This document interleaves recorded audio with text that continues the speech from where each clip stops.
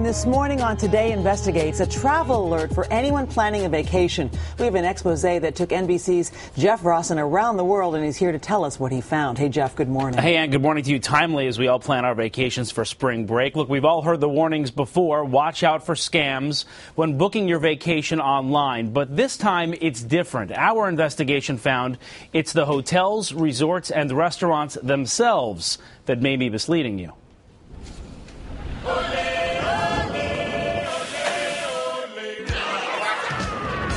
You save up all year for that amazing dream vacation and depend on hotel websites to figure out where to go. What does the room look like? How about the view, the pool, the beach? But don't always believe what you see. This Caribbean resort shows a peaceful, serene beach on its website. But when you show up, here's what it really looks like. Try getting a chair here. And this pool with a view in L.A., here's what the hotel website doesn't show. It's actually in the shadow of a huge department store. It was just unbelievable. Patty Moresco is still seething. She booked her luxury Hawaiian vacation online and paid hundreds for this gorgeous hotel room view promised on the website.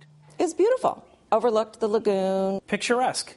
In the picture, it is quite beautiful. But when Patty arrived, she got a stunning view, all right. What was it? It was a sea of solar panels. Literally a sea of solar panels. Only when she complained did the hotel offer to switch her room. Experts say these photo fake-outs are getting so common. Some hotels outright deceive you in their marketing. The travel website Oyster.com now sends investigators to hotels around the world to expose it.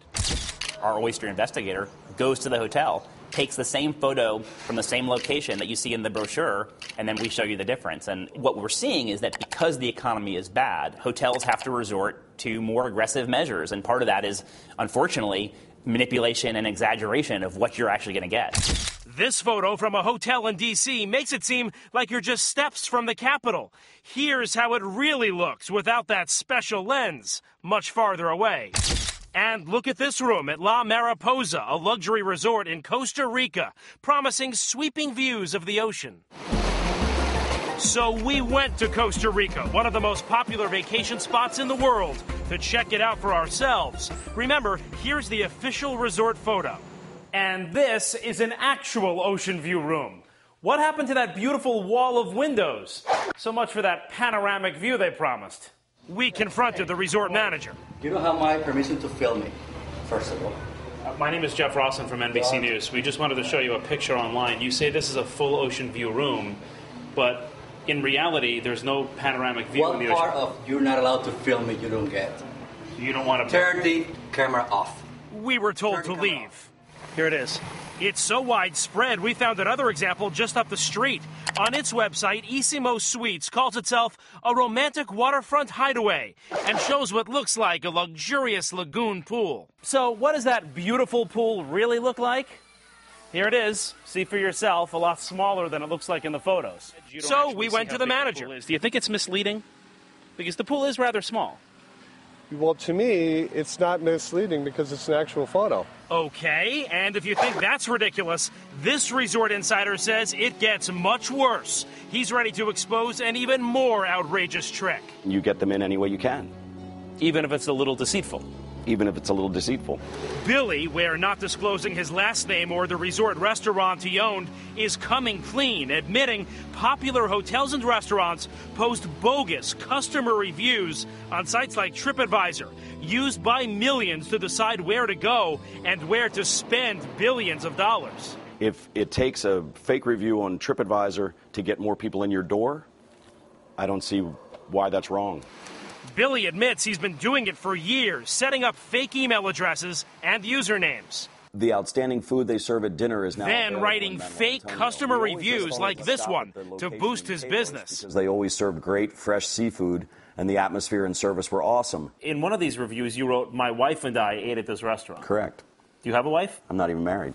In other fake reviews, Billy trashed his competition.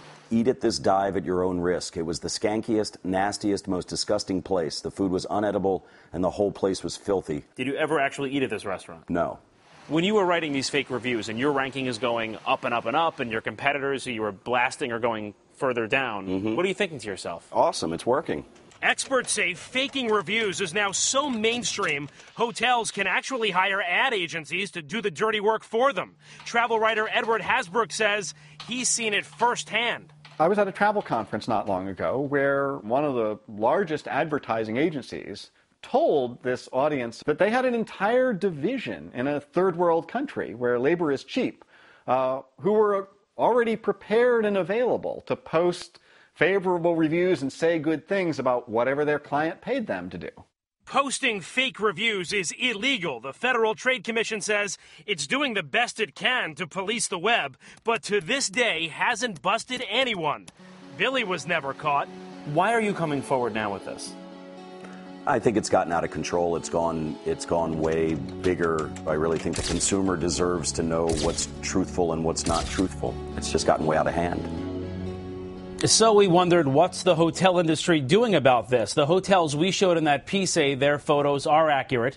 In statements, TripAdvisor and the Hotel and Lodging Association told us they have a zero-tolerance policy toward fake photos and reviews. TripAdvisor says it even has a team of people who check for them and post red flags next to hotels they catch. They say only a small percentage of those reviews are fake, but as we found, and many of them are very difficult to catch, so you just never know when you're online. So then how do we protect ourselves? Jeff? Well, the key is, experts say, take the amazing ones with the over-the-top language. This was the best time I ever had. This was the most fantastic meal I ever had, and the worst, right? This is the worst time I ever had. It was skanky and filthy, as Billy said. Throw those out. Take the ones in the middle. And as far as the photos go to customer sites where customers take their own photos. There are plenty of them, like Oyster.com, and don't necessarily fully depend on the hotels themselves. All right. Good reporting, Jeff. Thanks, Ann. If you're smart, you're going to make this part of a continuing series. Brazil, just so I can travel Paris, around the world. Exactly right. Hawaii next, I'm not actually, saying boondoggle, but anyway, Jeff Rossen, thank you so much.